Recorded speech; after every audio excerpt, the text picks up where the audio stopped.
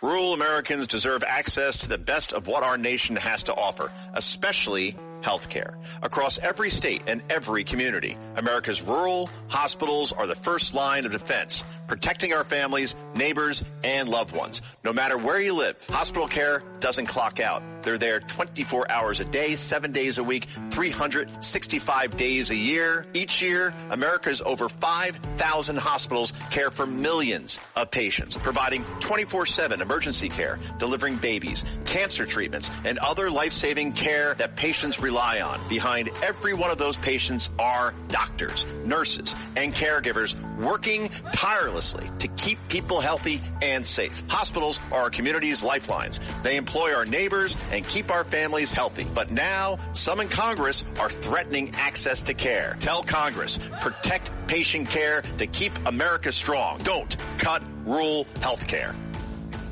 The Dominic Carter Show on the Red Apple Podcast Network. And the plot thickens as it relates to Iran. President Trump announcing U.S. strikes on Iran are about to kick into even higher gear. Dominic Carter here with you, folks. The number to reach me live this hour, 800-848-9222. President Trump stating the big one is coming. This as Qatar says it shot down 2 Iranian bombers. Where are all the feminists in this country? Right? So part of this battle as it relates to Iran, the struggle is for human rights for women in Iran. Where are all the American feminists standing up? Why are they so silent? Oh, I see how this works. The people of Iran, the women of Iran are praising Trump. And so now the feminists have absolutely nothing to say. And it doesn't take a genius to figure this out. We're in a situation where we're basically dealing with a wartime president right now. So what that should mean, Ilhan Omar and Mayor Mamdani, for that matter, shut up. You don't have anything productive to say to this. And you know what's interesting? Throughout the entire weekend, pick a city, any city, where there are people from Iran that happen to be in America, and they were dancing in the street. As a matter of fact, if you look online, you'll see some folks from Iran are literally doing the Trump dance to thank him for taking out the supreme leader or whatever they happen to call him. Also, I had a great time in New Jersey over the weekend talking with the Commissioner of Public Safety in Nutley, a community activist, and a few others, John Mancini, a businessman, and also a boxer, a legendary boxer by the name of Bobby Ches, who was a world champion in a number of categories, and now he's in the fight of his life up against cancer. I will let you hear part of the interesting conversations that's coming up a bit later, but I am starting with this because it breaks my heart. Savannah Guthrie and her mother, still, we don't know what's going on as it relates to Savannah Guthrie's mother, but Savannah Guthrie and her sister, they went to a memorial outside their mother's home, Nancy Guthrie. And if you listen, folks, you can literally hear them sobbing, crying in the background.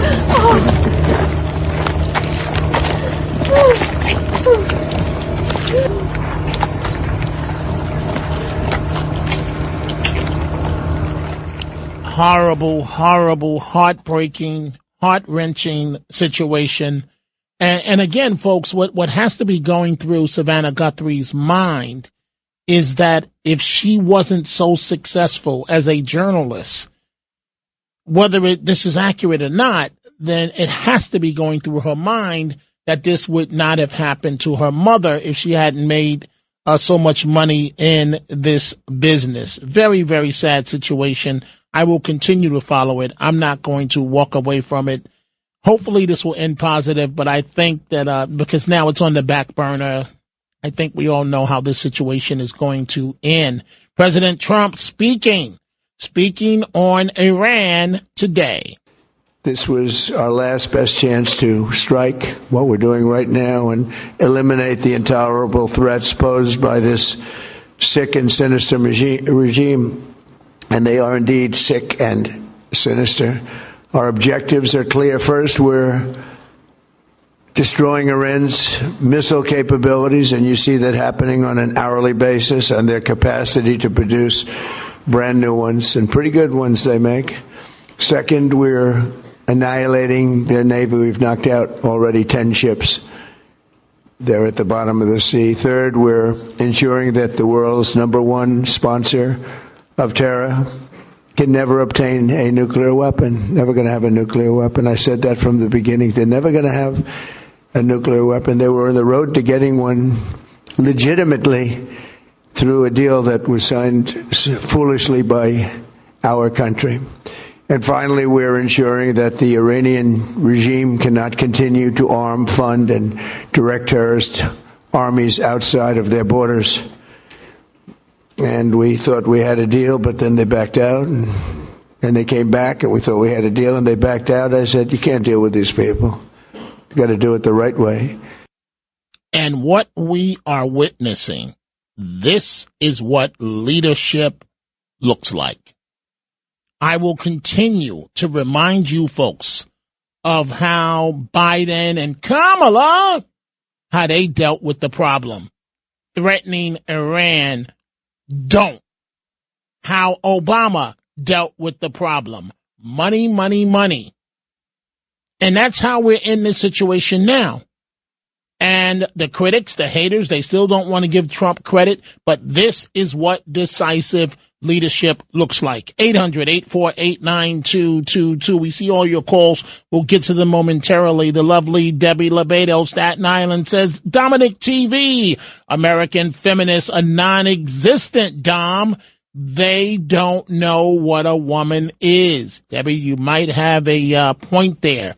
This man appearing on 60 Minutes last night, he is considered the opposition leader in Iran, and he happens to be, he's been out of the country for a number of years, and he appeared on 60 Minutes, and he too giving President Trump enormous credit. People still are brave enough to say, to hell with it. Because to us it's liberation. To us it's like a humanitarian intervention to protect lives that could otherwise be continued to be lost. It gives the Iranian people a real opportunity now when they see the end of this regime that was always bound to collapse. Whether there was an intervention or not, I want to make sure your audience understand that we were prepared to fight the fight. There was too much blood between us and this regime. We were committed to fight regardless of outside intervention. They're thanking President Trump for actually standing on his word and acting upon his word. Do you actually believe this regime could fall after almost 50 years? Of course. And that's the situation that the world is watching. Let's start with your telephone calls. Freeport, Diane, line 5. Diane, what's on your mind? Good afternoon, Dominic. It's a pleasure to speak with you. Well, thank you, Diane. I can tell you, when I was in high school, we cut school. We went to the hostage parade when they were released. And I think it's so important for people to understand, when you see the people in Iran that are protesting now, the majority of those people have lived their entire life under oppression. Oppression where you have protesters that were in the hospital and the military comes in and shoots them in a hospital bed. And we have been preoccupied with, no disrespect to the Guthrie family. We've been paying attention to that for the last month and not even seeing what's going on here. And as a woman, as a mother, you talk about women's rights. Women's rights and feminism doesn't go together anymore, in my opinion. Why not? Why not? Why not? Why don't they go together, Diane? I thought that feminists stand up for everything to represent women, and we're talking about a liberation of women in an entire country. And is it because of Trump they won't stand up and acknowledge this? It's break it down. It's women's rights, whether you like it or not. If you're that deranged that Trump has you unable to see the cores of what your own beliefs are, you've got another problem. But in America, feminism, in my opinion, is just so preoccupied with abortion. Let's get past it. There's more to women's lives and how we're being treated and what rights we should have. It's not just reproductive. Right. Agreed. And I say that as a man, because I think that women in America and women throughout the world, that you're more than able to stand up and speak for your issues. You don't need a man or any man to tell you what your issues are. Thank you so much, Diane, for the wonderful call. Let's go to Connecticut. Mary, line 4. Mary, what's going on? Hi, Dominic. I think you're amazing as usual. Thank you. You're very welcome. I just wanted to know 2 questions. What's going to happen, do you think, with that War Powers Act resolution? Is it going to pass? Well, you know what? I haven't really had time to think about it, but the Democrats, they're going to do everything in their power to block Trump. And I always thought, Mary, at wartime, you rally around a president, but we have different rules for different people now. Can you imagine if this was Obama, the way everybody would be rallying around him? But because it's Trump, and Trump is being forced to do, right? My opinion here, Mary, the last thing in the world that he needs is this right now with the midterms coming up. Because this could go left, it could go sideways. We don't know how this is going to play out ultimately at the end of the day. But this is leadership. This is acting decisively and leaving the politics at bay.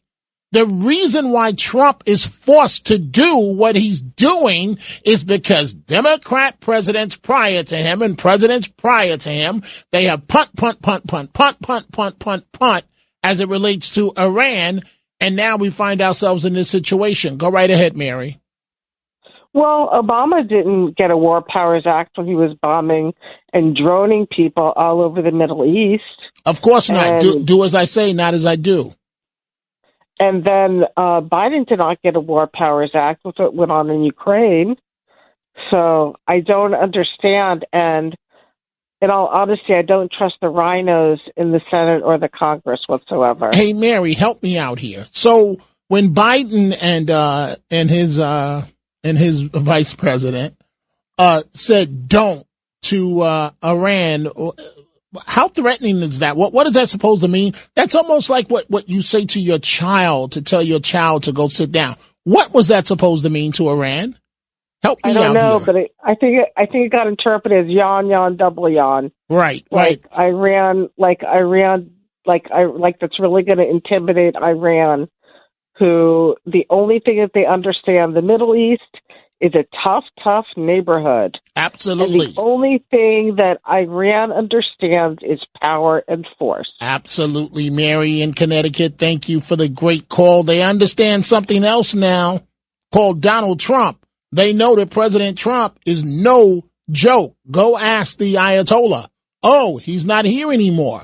Time for a break. When we come back, I'm going to tell you about my weekend in New Jersey. And at the bottom of the hour, we're going to get right back to your telephone calls.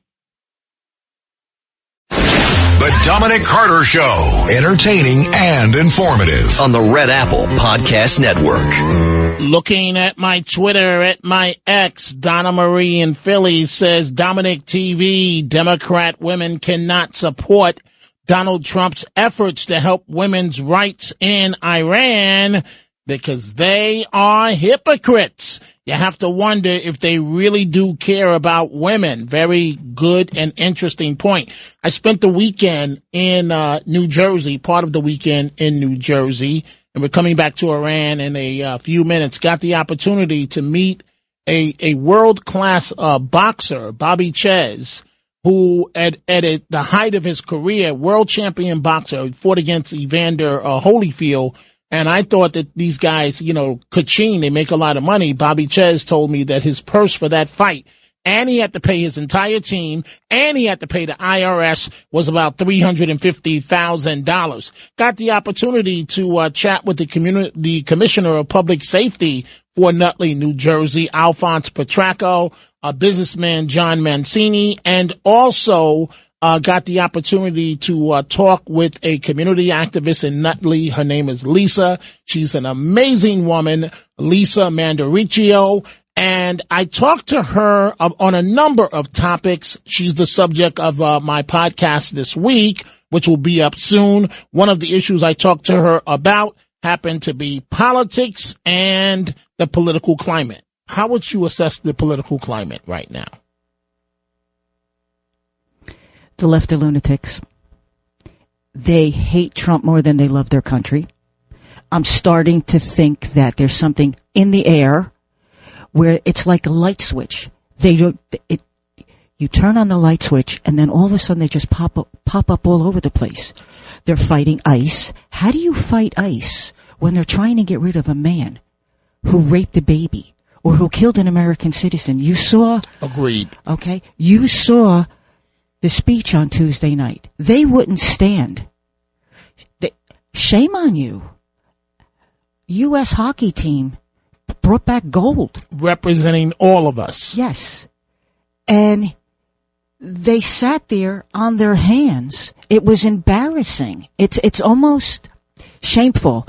And I don't understand why a lot of them are not charged with treason. Ilhan Omar, you have a lot of damn nerve doing what you did, yelling and screaming after what's going on in Minnesota. Shame on you. Indeed, Lisa. Shame on Ilhan Omar, AOC, Mayor Mamdani, and the rest of the crowd. I also talked to Lisa about the fact she's the type of woman that she'll do anything to help anybody that she can, and she's remarkable. She never asks for anything in return. I talked to her about that. I do it because if it could make your life a little easier, if it could put a smile on your face, and the other flip side is to let you know you're not alone. I don't know your story. We all have a story, okay? Just because I'm looking at you, you look all put together. You might look at me, oh, she looks all put together. But nobody knows if we've walked through fire, okay? What does it harm you to say, you know what? Let's do this. Let's invite these people. This way they feel special. I would like to think that somewhere along the line, if I've helped you in the future, you would look back and say, I don't know who that person was, but that person made me feel special. And that, I love that. And let me be clear, folks, what I've learned over doing this several decades. I firmly believe this, that one person, one determined person can change the entire world. The entire world. So Lisa does great things for people. Coming up next hour, we will continue, next half hour, we will continue on Iran with your live calls. I'll also talk to the Commissioner of Public Safety for Nutley, New Jersey, Alphonse Petracco. We are coming right back.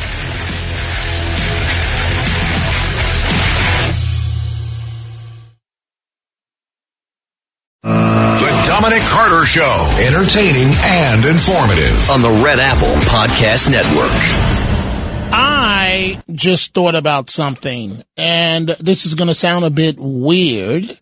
I looked up on the television screen, and there was a photo of a cow where the cow's body is broken up into like the area of the beef, you know, when you chuck, I guess, for hamburgers, prime steaks and so on, blah, blah, blah, blah, blah, blah. So I went to college straight out of New York City, out of the housing projects, upstate New York, way, way, way upstate, Cortland, New York, Syracuse, New York, where you often see on the highway someone has a dead deer that they hunted tied to the top of their car, right? I guess taking the deer to the butcher or so on. But I just thought of something. Now this is what? This is 40 years in the making. And Carlos and Philippe, I kid you not, this just hit me, right? I'm serious. I never wanted to go hunting. I can't shoot anything, and I'd be too afraid that I'd get shot. right? So I know they wear the neon colors and so on and the camouflage. But so when you hunt a deer, I'm serious about this, guys. Where do you shoot the deer at? Like, do you shoot the deer in the head, Carlos? Really? I'm guessing between the eyes, but it's just a guess. Philippe? I grew up in the woods. Hunting's a big thing for us. Okay. Usually deer you hit in the lungs. And how do you know where the lungs are? It's like their torso. But then isn't that contaminating that part of the meat? I don't know. It's blood. You drain the blood afterwards. But don't you got to get the bullet out? Yeah. Well, for them, it's because usually when you hit them, they don't die immediately. They run away, and that's for them to bleed out, and you track blood. Oh, that's just wonderful. Yeah. It's good stuff, right? It's good stuff? It's fun, right? We're having a good time. Oh, my God. I'm not a hunting guy. I don't like to hunt. Why are you lighting up like that? Just a silly conversation. It's a silly topic. We're talking about animals bleeding out. Can't have a little bit of fun with it? Yeah, but I mean, because they do take off running once they get hit, but that's not cool for Bambi. It's not cool. Bambi's not having a good day. Yeah, Bambi's not having a good day. Venison's good, though. So. I'm not, you guys can say whatever you want. I'm not eating it. Right. I remember I brought some deer steak to my mother-in-law to see her face when I tried to get her to cook it, and I wasn't going to eat it. And she was like, no, thank you. And she wouldn't touch it. So anyway, let's get back to this. I just happened to think about this, guys, looking up at the screen. Let's get back to the topic of Iran and what's going on there. Let's see. I'm looking at my Twitter at my ex. Liz Rosenblatt says, Dominic TV, when Biden said don't to Iran, he wasn't saying you better not do anything stupid. He was saying to his followers, look at me, I'm really tough. We all have seen how tough he is. And you're right about that. Jimmy Fontanez says the real reason why the feminists are not behind this is because they hate Trump. If Trump were a Democrat, they would be licking his red tie. What? And sucking, on his sweaty socks. Okay, all right, it's not too bad. Let's go to Marie, line 3 in Brooklyn. Marie, welcome to the Dominic Carter Show. Dominic, I woke up this morning. I'm emotional. I'm thinking it's a privilege to be an American. When I see these Iranian Persian women thank the United States and the president, it's such a privilege to be part of this. But I do feel that somebody did forget the one item, person, whatever you want to call it. Nobody's thanking that American voter, and I'm getting emotional right now. That American voter that on election day we got up. I was going to work, but I made time to go to vote. I put on my jeans, my red jacket, and I voted. The reason we have what we have today, and of course October 7th, 2023 unraveled all of this. But the reason we have all this goodness and God is working behind all of this is because we, the American voted, went to the voting, and that's the best slogan President Trump could have for the election. We have what we have today. Thank you. Thanks to the American voter. Your vote counts. I just haven't heard that. We, the voters, made this happen, Dominic, and you know that. Well, you're correct. You're correct, Marie, and I thank you for your call. You're right. If it had went the other way with Kamala, can you imagine what would have happened to this country? She would have been kissing the Ayatollah's rear end and everything else. And thank you for that great call. And something else I've been thinking about this, right? So all of those threats from Iran to Trump, well, who won that battle? Ayatollah. I'm sorry, folks. Can you hear me now? I don't think so. All that death to America. Do you think Trump is the type of guy to say that to and think that it's going to be okay? No, he's going to issue the order and go play golf. And boom. Mike, line 1, Wayne, New Jersey. What's on your mind, Mike? Dom, how are you? Let's talk about the Democrats, shall we? Of course, everyone is saddened that 4 soldiers lost their life in this Trump's action. But let's not forget, no drama Obama leaving over $1 billion in cash on an airport runway for a state like Iran that sponsors terrorism, that's responsible for killing hundreds of thousands of our servicemen with that money. Let's not forget that, Dominic. Hey, but wait, Mike, I thought that we in the media, I thought that we were under orders to never criticize King Obama. I thought we're not allowed to do that. I just like to point out the hypocrites that they are. And Dom, can I tell you something real quick on a personal level? Go ahead. I talked to you a while back about, getting screened for heart issues, this, that, and the other. I told you I got a catheterization. Oh, boy. And Friday I'm going in for open heart surgery. So this. Oh, boy. Say a prayer for me, brother. That's all. So wait a minute, Mike. So whatever you feel comfortable. What's your heart condition? They have no other choice but to go in? Yeah, because I've had stents put in 13 years ago, and they always give me the stress test, nuclear stress test. I pass it. I could run a mile. I never get out of breath. I never get short of breath. I'm in pretty good shape. So I actually lied to my cardiologist and told them I was having chest pains and shortness of breath because I'm saying they never look inside of me what's really going on. And thank God I lied. Maybe God was looking after me because the Widowmaker is 95% closed and the one in the back is 98% closed with no symptoms. Wow. I hate to tell you this, Mike. You would have just grabbed your chest or you would have just dropped and that would have been end of story. I think I'm blessed, Dominic, that I found out, and I'm going to come out of this a better man and stay in good shape and watch out for everything. You got to, so yes. I'll be all right. Mike, thank you for the call, and please, post-surgery, give me a call and let me know how you're doing. Do we have a deal here? Yes, we do, brother, and I love your show. Thank you. To love going right back out to you, Mike, and good luck with your surgery. Mike mentioned that he lied to his cardiologist. I sort of did the same thing because I was annoyed. Columbia Presbyterian, Mr. Carter, you have to come in for a nuclear stress test. We got to make sure. We want to do this. We want to do that. We want to do this. We want to do that. So I go in for the nuclear stress test, and I get the nuclear stress test. And I think this is the one where they said, Mr. Carter, it's happened a couple of times. We're going to give you this is before the strike with the nurses. And I'm sitting there and I'm a nervous wreck and I'm listening to the nurses talk about their vacations. Literally. And I'm annoyed and I'm ready to walk out. So then they say, we're going to give you the shot now. We're going to give you the shot and it's going to feel like you're having a heart attack. You're going to be out of breath. And sure enough, that's exactly how it felt. And then after my nuclear stress test, my cardiologist called me back and said, well, we think we made a mistake. We need to do the testing again in a little different way. And that was, don't tell Liz in Florida. This was a few months ago and I haven't, I'll get back for the nuclear stress test and all of that other stuff. Let's go to Brad, line 1, upstate New York. Brad, what's on your mind? Hey, Dominic, I'm an upstate New York hunter, and with a rifle, you kind of aim behind the front leg, just a little bit higher. It's very ethical. You don't shoot for the head because if you maim it, you don't know what's going to happen. If you shoot a bow, then you shoot for the lungs. And if you're cooked venison correctly, you can love it. You wouldn't even know the difference. But it all depends on what a deer eats. So it can vary. So, Brad, what part of upstate, what area are you near? I'm near the Albany area. Okay. And 770, either I use it on the radio or, the web browser.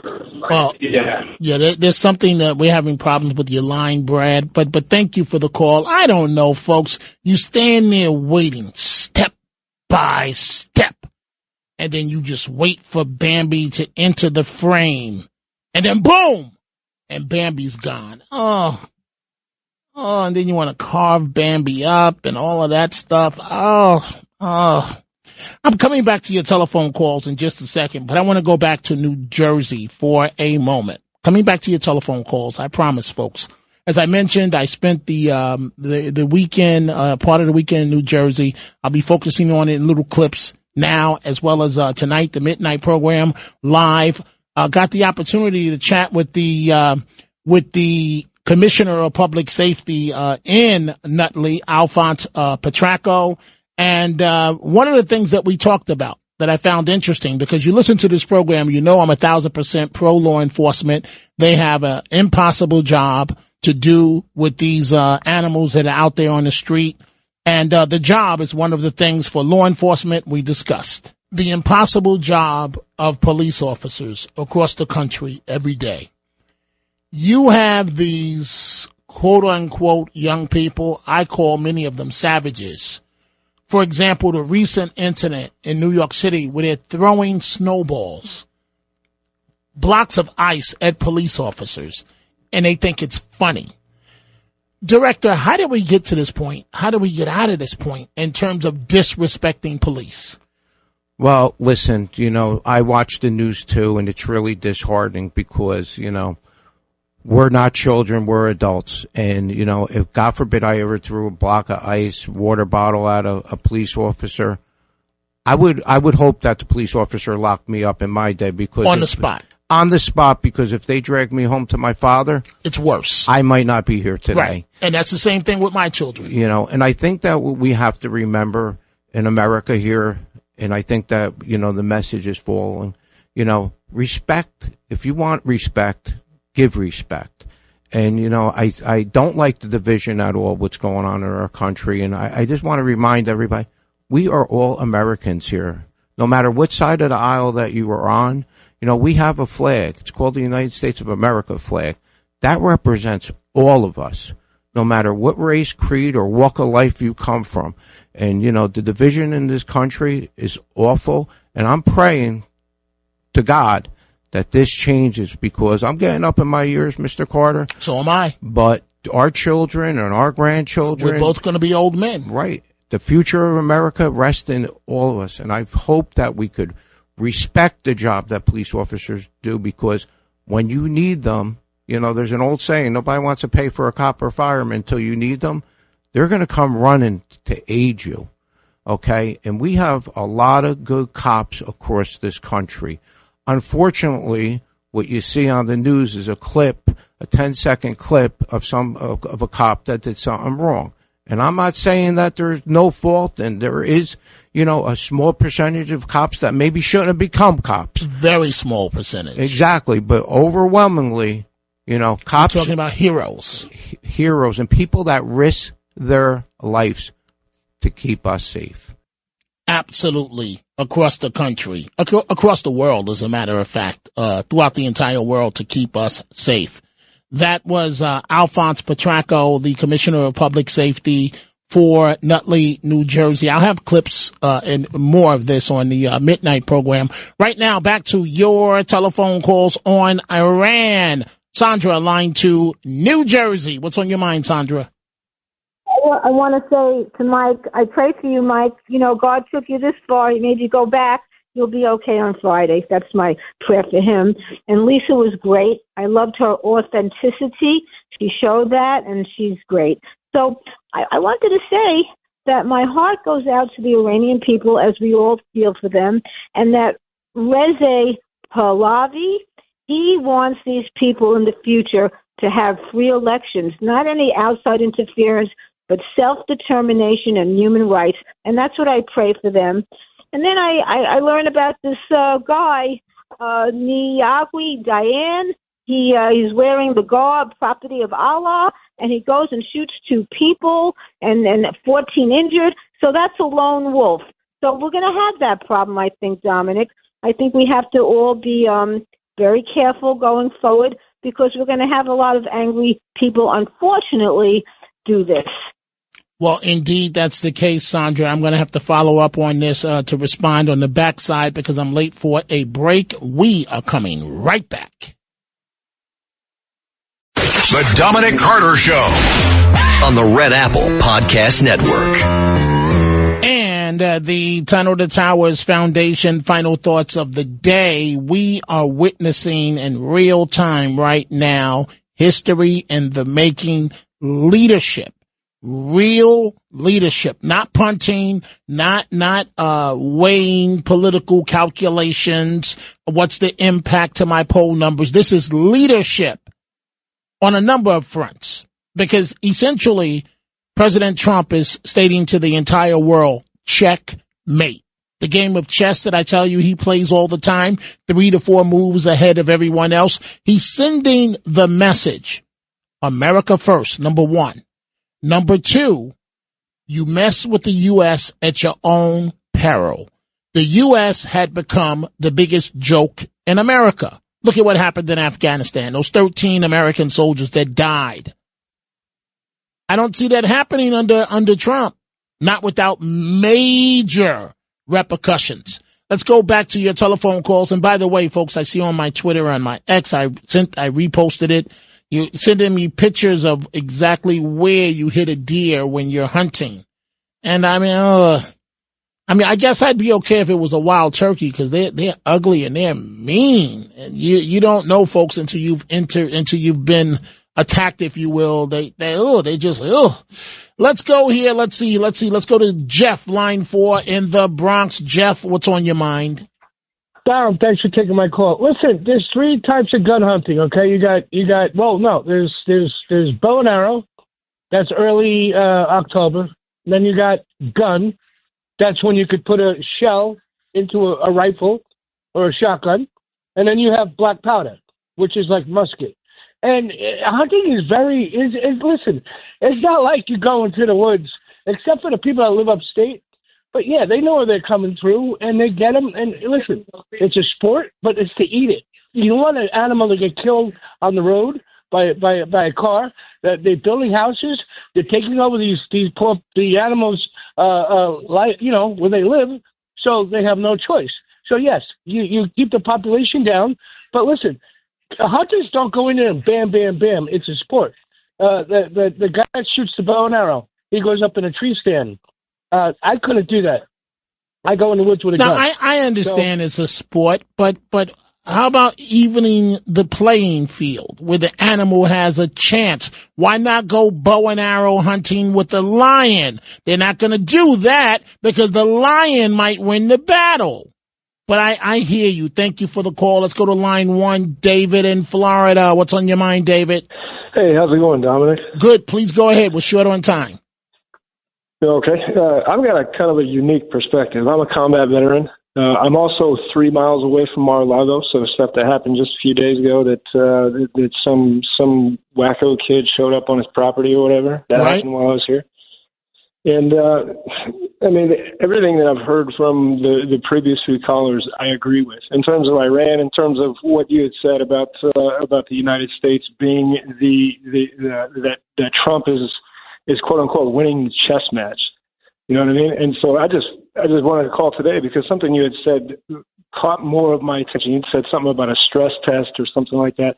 Here's what I'll say about Iran and everything like that. I just did a little bit of reading, just some overview reading, found a book in a university library. I got it, David, but we got to speed this up. I'm short on time. Go ahead, please.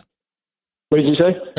Okay, I'm sorry, David. I got to move on. Let's go to line 5, Judith in Brooklyn. We're short on time, Judith. Go ahead. So all I want to say now is then, short on time, Mike, I wish you a successful surgery and speedy recovery. I love your positive attitude, and we're all going to pray for you. Thank you. So wait, Judith, you didn't make your political point. What was your political point? Judith doesn't make a political point. What's going on? Am I about to be hunted? I shouldn't joke about things like that. What was your political point, Judith? Dominic? Yes, Judith. Well, history repeats itself also, never mind in the making. If you look at the story of Queen Esther of Persia, she was Jewish, and it's all coming back now exactly. And Persia is Iran, because in 1930, before that, it was Persia. So if anyone knows the story, and she's buried, Queen Esther, Jewish queen of Persia, is buried in Iran, in Persia, now, after like 2,200 years back, and people go, Jewish and non-Jewish, pray at her grave, Judith, I hate uncle. History lessons because I have no way of proving whether what you're saying is accurate or not, but thank you so much for the call. America's heroes need your help now. Do good in their honor by donating $11 a month to Tunnel to Towers, and you can amplify your impact with a car or land donation. Go to T2T.org. T2T.org. I'm back live at midnight. Thanks for listening to The Dominic Carter Show. You can hear The Dominic Carter Show weekdays at 3 p.m. and Monday through Thursday at midnight and Sunday starting at 11 p.m. on 77 WABC. If you like the podcast, share it with your friends and listen anytime at WABCRadio.com and download the WABC Radio app. Hit that subscribe button on all major podcast platforms. Plus, follow WABC on social, on Instagram, Instagram, TikTok, Facebook, and X. See you next time for a new episode so you never have to wonder. What the heck is going on here? Rural Americans deserve access to the best our nation has to offer, especially when it comes to health care. Across every state and every community, America's rural hospitals are the first line of defense, protecting our families, neighbors, and loved ones. No matter where you live, hospital care doesn't clock out. They're there 24 hours a day, 7 days a week, 365 days a year. Each year, America's over 5,000 hospitals care for millions of patients, providing 24/7 emergency care, delivering babies, cancer treatments, and other life-saving care that patients rely on. Behind every one of those patients are doctors, nurses, and caregivers working tirelessly to keep people healthy and safe. Hospitals are our community's lifelines. They employ our neighbors and keep our families' health. But now, some in Congress are threatening access to care. Tell Congress, protect patient care to keep America strong. Don't cut rural health care.